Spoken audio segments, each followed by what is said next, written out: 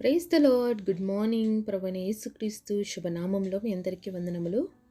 చిన్న ప్రార్థనతో ఈరోజు దేవుని వాగ్దానాన్ని స్వతంత్రించుకుందామా? మమ్మల్ని ఎంతో మిక్కిలిగా ప్రేమించినటువంటి మా ప్రియ పరలోకమందున తండ్రి, నీ ఘనమైన శ్రేష్టమైన నామాన్ని బట్టి వందనాలు ప్రభా. ఈ ఉదయకాల సమయంలో తండ్రి మా అందరితో మాట్లాడండి అయ్యా. మా ఆధ్యాత్మిక జీవితమునకు అవసరమైనటువంటి విలువైన మాటల చేత మమ్మల్ని దర్శించమని, మమ్మల్ని సరిచేయమని యేసు నామములో ప్రార్థిస్తున్నాము తండ్రి. ఆమేన్. ఈరోజు దేవుని వాగ్దానము కీర్తనల గ్రంథము 145వ అధ్యాయము 9వ వచనం. యెహోవా అందరికీ ఉపకారియే. Psalms chapter 145 verse 9. The Lord is good to all. దేవుడు ఇచ్చినటువంటి అద్భుతమైన వాగ్దానమును బట్టి దేవుడికి సమస్తమైన మహిమ, ఘనత, ప్రభావములు చెల్లునుగాక. ఆమేన్. మరి దేవుడు ఎంత ప్రేమమయుడు కదండి. మరి ఆయన అందరికీ ఉపకారి అంటే మంచి వాళ్ళకి, చెడ్డ వాళ్ళకి, నీతిమంతులకి, అనీతిమంతులకి, దుర్మార్గులకి, అలాగే మరి యథార్థంగా నడుచుకునే వారికి, ప్రతి ఒక్కరికి కూడా ఎవరు మేలు చేస్తున్నారంటే దేవుడే మేలు చేస్తున్నాడండి. కొన్నిసార్లు దేవుని బిడ్డలుగా మనం ఫీల్ అవుతూ ఉంటాం, చాలా బాధగా పడుతూ ఉంటాం. ప్రభా నేను నమ్ముకున్నాం, అయినా మా జీవితాల్లో ఏం జరగట్లేదు. కానీ చాలామందిని నేను నమ్ముకోలే, వాళ్ళకు మాత్రం అన్నీ పొందుకుంటున్నారు, అన్ని విషయాల వాళ్ళు అభివృద్ధి చెందుతున్నారు, కానీ మేము మాత్రం ఇక్కడే ఉన్నాం, మా పరిస్థితి మాత్రం ఇలానే ఉంది అని మనం అనుకుంటూ ఉంటామండి. వాళ్ళని అభివృద్ధి పరిచే దేవుడు, మరి యేసు ప్రభువే మనల్ని అభివృద్ధి పరిచే దేవుడు కూడా యేసయ్యనేనండి. ఎందుకంటే దేవుడు వాక్యం ఈ విధంగా సెలవిస్తుంది. దేవుడు నీతిమంతులకు అనీతిమంతులకి మరి ఏం భేదం చూపించలేదు. ఎందుకంటే మనందరం ఒక సూర్యుని కిందే ఉన్నాం. మరి నీతిమంతులకేమో ఎక్కువ వెలుగు ఇచ్చేసి అనీతిమంతులకేమో వెలుగు ఇవ్వకుండా చీకటి ఉందా? అలాగా లేదు కదా. ఎందుకంటే దేవుడు కరుణామయుడండి, ప్రేమ కలిగిన దేవుడు. ఎవరిని కూడా ఆయన త్రోసిపుచ్చేవాడు కానే కాదు. మరి అలాంటప్పుడు మనం అనుకుంటామేమో, మరి మేమెందుకు మంచి వాళ్ళుగా బతకాలి, మేమెందుకు నీతిమంతులుగా బతకాలి, దేవుడు అనీతిమంతులకు కూడా అన్నీ చేస్తున్నప్పుడు మరి మాకి వారికి ఏమి తేడా లేనప్పుడు మరి ఎందుకు మేము యథార్థంగా ఉండాలి అనే ప్రశ్న వస్తుంటుంది కదా. అవునండి, నిజమే, చాలాసార్లు అలా అనిపిస్తుందేమో, కానీ ఇది వాస్తవానికి అది కరెక్ట్ కాదు. ఎందుకు దేవుడు మరి దుష్టత్వం నుంచి మార్చబడితేనే నాకు సంతోషం అంటాడనమాట. దుష్టులు నరకానికి పోవడం ఆయన ఉద్దేశం కాదండి. దేవుడు అందరినీ ప్రేమించాడు. మరి దేవుడు లోకమును ఎంతో ప్రేమించను గనుక తన అద్వితీయ కుమారుని లోకానికి పంపించాడు అని మనం చూస్తాం. యోహాను సువార్త 3వ అధ్యాయం 16వ వచనం. మరి ఈరోజు మనం ఎందుకు యథార్థవంతులుగా ఉంటున్నాం, వాళ్ళు ఎందుకు యథార్థవంతులుగా ఉండట్లేదంటే ఒకటే తేడా అండి.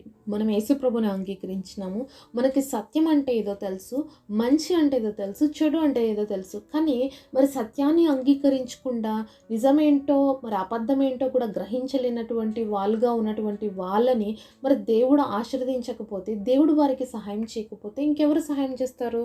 ఈరోజు మనము దేవుడిని తెలుసుకున్నాము కాబట్టి దేవుడు మార్గం ఇలా ఉంటుంది అని మనకు అర్థం అయిందండి. కానీ ఎంతోమందికి మార్గం తెలియనప్పుడు వాళ్ళు పాపంలో గుండానే వెళ్తారు కదా. ఒకప్పుడు దేవుణ్ణి నమ్ముకోనప్పుడు మనం కూడా అనీతిమంతులమే, మనం కూడా దుర్మార్గులమే, మనం కూడా ఏమాత్రం యథార్థత లేకుండా ప్రవర్తించిన వాళ్ళమే. కానీ ఎప్పుడైతే యేసు ప్రభుని నమ్ముకున్నామో మన హృదయం మారుతుంది, మన జీవితం మారుతుంది, మన బ్రతుకు మారుతుంది. ఈరోజు చాలామంది యేసు ప్రభుని నమ్ముకుంటే పరిస్థితులు మారాలనుకుంటున్నారు. అంటే ఒక పేదవాళ్ళుగా ఉండే వాళ్ళు ధనవంతులు కావాలనుకుంటున్నారు, డబ్బు లేని వాళ్ళు మరి డబ్బు సంపాదించాలి, లేకపోతే ఇలా ఎన్నో ఆలోచనలు కలిగి ఉన్నారండి. నిజానికి యేసు ప్రభుని నమ్ముకోవడం వల్ల మొదటిగా మన మనసు మారుతుందండి. ఎందుకంటే దేవుడు వాక్యం ఈ విధంగా సెలవిస్తుంది, హృదయము అన్నిటికంటే ఘోరమైన వ్యాధి కలిగినది. యేసు ప్రభు ఈ వ్యాధిని నయం చేసేవాడు. మన హృదయంలో నుంచి వచ్చే ప్రతి పాపము, మన హృదయంలో నుంచి పుట్టేటువంటి ప్రతి తలంపుని కూడా క్లీన్ చేసేటువంటి వాడు మన దేవుడు. అలా క్లీన్ చేశాడు కాబట్టే ఈరోజు మనం యథార్థవంతంగా నీతిమంతులుగా బతుకుతున్నామండి. కానీ అనేక మంది హృదయాల్లో యేసయ్యకి స్థానం ఇవ్వలేదు కదా, వాళ్ళు యేసయ్యని ఇన్వైట్ చేయలేదు కదా రమ్మని. అందుకనే వాళ్ళు ఇంకా అలా ఉన్నప్పటికీ కూడా ఆయన ప్రేమామయుడు కాబట్టి, ఆయన దయామయుడు, ప్రతి ఒక్కరు అవసరతలు తీర్చే దేవుడు కాబట్టి ఆయన అందరికీ కూడా ఉపకారమే చేస్తున్నాడండి, అందరికీ మేలే చేస్తున్నాడు. మరి తప్పు చేశాడు కదా అని వాళ్ళకి కీడు చేయడము, తప్పు చేశాడు కదా అని చెప్పి శిక్షించడము చేయలేదండి. యేసు ప్రభు ఈ లోకానికి మానవుడిగా రావడానికి కారణం ఏంటంటే దుష్టులైనటువంటి మనల్ని రక్షించడానికే వచ్చాడు. కాబట్టి ఆయన ఎవరిని శిక్షించడానికి రాలేదు కాబట్టి అవకాశం ఇస్తున్నాడు. ఇంకా ఈరోజు నువ్వు దేవుడి తెలుసుకునేటువంటి సమయాన్ని ఇస్తున్నాడు. కాబట్టి ఇంకా ఒకవేళ నిర్లక్ష్యంగా ఉంటే తర్వాత పరిస్థితి ఎలా ఉంటుందో మనకి తెలియదు. కానీ ఈరోజు ఒకవేళ ఈ వాక్యం ఇచ్చినటువంటి నీవు ఒకవేళ దుర్మార్గంగా ప్రవర్తిస్తూ యథార్థమైనటువంటి స్థితిలో లేకుండా నీ ఇష్టానుసారంగా జీవిస్తున్నప్పటికీ దేవుడు నాకు అన్నీ ఇస్తున్నాడు కదా అని అలాంటి లైఫ్లో మనం కొనసాగితే దేవుడు వాక్యం ఇంకొక మాట కూడా సెలవిస్తుందండి. దుష్టులు చాలా గొప్పగా ప్రబలుతారంట, కానీ వేర్లతో సహా పెళ్ళగించబడతారని మరి దేవుడు వాక్యంలో చూస్తామన్నమాట. కాబట్టి వేర్లతో సహా పెళ్ళగించబడడం ఎంత భయంకరం, ఆచూకీ కనిపించదు ఇంకా. కాబట్టి మనం ఆ విధంగా ఉండడం దేవుడి ఉద్దేశం కాదండి. కాబట్టి నీతిమంతులుగా ఉండడమే దేవుడి ఉద్దేశం. మరి అబ్రహాం గురించి ఈ రోజు వరకు చెప్పుకుంటాం, ఎందుకంటే దేవుడి దృష్టిలో యథార్థవంతంగా మరి జీవించాడు కాబట్టి ఇప్పటికి కూడా చెప్పుకుంటున్నామండి. కాబట్టి దుష్టుల విషయంలో మనం ఎక్కువ రోజులు ఆలోచించము, వాళ్ళెంత ప్రబలుతారో అంతగా నశించిపోతారనమాట. కాబట్టి దేవుడు ఈరోజు ఇంకా మనకు అవకాశం ఇస్తున్నప్పుడు మనం సరి చేసుకొని యథార్థంగా దేవుడి సన్నిధిలో జీవించడానికి, యథార్థముగా మరి ఆయన సన్నిధిలో నడుచుకోవడానికి మనం ప్రయత్నం చేయాలి.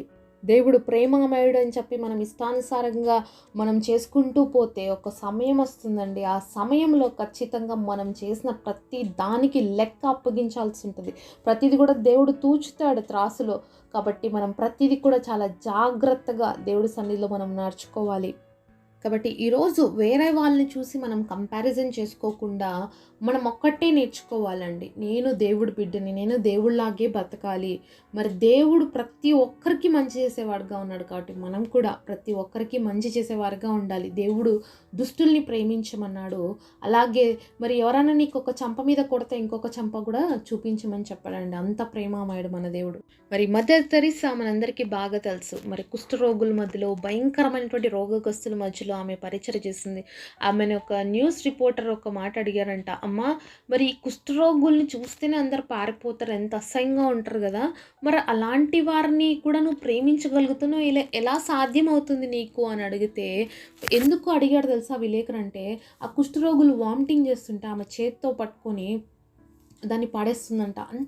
అంత మరి మనమైతే కుష్ఠరోగులు చూస్తేనే దూరం నుంచి పారిపోతాం, ఎందుకంటే అది కంటేజినియస్, అంటే ఒకరి నుంచి ఒకరికి వస్తుంది ఆ యొక్క వ్యాధి అనేది. మరి అలాంటి వ్యక్తుల మధ్యలో పరిచయం చేసింది మదర్ తెరీసా. ఎలా చేసావమ్మా అని అడిగితే ఆమె చెప్తుంది ఒక మాట, బైబిల్లో నుంచి ఒక వివరణ ఇచ్చింది తను. సరే, మత్తయి సువార్త 25వ అధ్యాయము 39వ వచనం చూద్దాం. ఎప్పుడు రోగివై ఉండుటైనను చెరసాల్లో ఉండుటైనను చూచి నీ యొద్దకు వచ్చితిమని ఆయనను అడిగెదరు.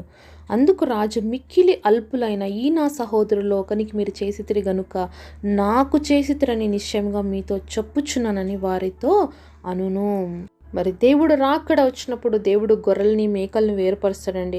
మరి ఇక్కడ కుడివైపు ఉన్నటువంటి గొర్రెల వైపు చూసి దేవుడి చేత ఆశీర్వదించబడిన వారులారా అని చెప్తూ దేవుడు వారితో అన్న మాటలన్నమాట. నేను దిగంబరనై ఉంటే మీరు నాకు బట్టలు ఇచ్చారు, నేను రోగినై ఉంటే మీరు నాకు సహాయం చేశారు, నన్ను చెరసాల్లో ఉంటే మీరు నన్ను ఆదరించారు అని అన్నప్పుడు మరి అక్కడ ఉన్నటువంటి అనీతిమంతులు అంటున్నారు, ప్రభా ఎప్పుడు చేశామంటే మీ సహోదరులో ఒకరికి మీరు చేస్తే అది నాకు చేసినట్లే అని చెప్తున్నారండి. అదే మాట మదర్ తెరీసా ఆ విలేకరుతో చెప్పింది. నేను ఎవరికైనా సేవ చేసినప్పుడు నా యేసుప్రభుని వాళ్ళలో చూస్తూ సేవ చేస్తున్నాను, వాళ్ళని చూడట్లేదు అని చెప్పిందండి. ఎంత అద్భుతమైన హృదయం కదండి. మన పిల్లలు వామిటింగ్ చేస్తేనే మనం తీసి వేయడానికి చాలాసార్లు ఆలోచిస్తాం. అలాంటిది మరి ఆ తల్లి మరి ఎంత గొప్ప సేవ చేసిందో, అందుకే ఆమెకి మదర్ తెరీసా అని ఇచ్చారు. కుష్ఠరోగుల్ని ముట్టడానికే భయపడేటువంటి పరిస్థితులు ఉంటే అలాంటి వారి మధ్యలో వాళ్ళ గాయాలు కట్టి వాళ్ళు వామిటింగ్ చేస్తే కూడా తీసేటువంటి ఆ తల్లిగా ఆమె ఉంది. ఆమె హృదయం అలా మంచిగా ఉంది అంటే కారణం ఏంటంటే ఆమె ప్రతి ఒక్కరిలో యేసుప్రభుని చూడగలిగింది. కాబట్టి ఈరోజు మనం కూడా ఇతరులలో యేసుప్రభుని చూడగలగాలి. ఎందుకంటే దేవుడు అదే చెప్పాడు కదా, మరి ఎవరైతే మీ సహోదరులకి సహాయం చేస్తారో నన్ను బట్టి తప్పకుండా వాళ్ళ ఆ మేలును పొందుకుంటారు, నాకు చేసినట్లే అని దేవుడే చెప్తున్నాడండి. మన దేవుడు అందరికీ ఉపకారం చేసే దేవుడిగా ఉన్నప్పుడు మనం ఎవరికి కూడా అపకారం ఎప్పుడు కూడా తలపెట్టకూడదండి. కాబట్టి మన దేవుడు అందరి విషయంలో మంచి ఆలోచించే దేవుడు, మనం కూడా అలాగే ఉండాలి. మన దేవుడు అందరినీ ప్రేమించే దేవుడు. మరి మంచి వాళ్ళని చెడ్డ వాళ్ళని అందరినీ మనం కూడా అలానే ప్రేమ కలిగి ఉండాలి. అలాగే క్రీస్తు ప్రేమను చూపించాలి. ఎవరినైనా మనం చూడగలుగుతున్నామంటే వాళ్ళల్లో క్రీస్తుకి నేను చేస్తున్నాను అనే ఆలోచనతో మనం చేయగలిగితే ఆ ఫలం ఎప్పుడు కూడా పోగొట్టుకోమన్నమాట. కాబట్టి మన దేవుడు అందరినీ ప్రేమించే దేవుడు, అందరికీ సహాయం చేస్తున్న దేవుడు కనుక మనము కూడా ఆయన బిడ్డలుగా అందరి విషయంలో మేలైన కార్యాలు చేయాలి. ఆ విధంగా మంచి జీవితాన్ని జీవించడానికి దేవుడు మనందరికీ సహాయం చేయనుగాక. పరిశుద్ధుడైన తండ్రి, మీరు మాతో మాట్లాడిన ప్రతి మాట కొరకే వందనాలు ప్రభా. ప్రభా మీరు అందరికీ ఉపకారం చేసే దేవుడు. నీతిమంతులు అనీతిమంతులను తేడా చూడకుండా, దుష్టులు దుర్మార్గులు అని చూడకుండా ప్రభా ప్రతి ఒక్కరిని ప్రేమిస్తున్నారు. మాకు కూడా మీలాగా ప్రేమించే హృదయము, ఇతరులకు మేలు చేసే హృదయము దయచేయండి. ఇతరులలో కూడా క్రీస్తుకు మేము చేసేవారిగా ఉండే కృపనివ్వండి. ఇతరుల క్రీస్తుని చూసే మనసును కూడా మాకు దయచేయండి. అట్టి హృదయాన్ని మా అందరికి అనుగ్రహించమని యేసు నామములో ప్రార్థిస్తున్నాము తండ్రి. ఆమేన్.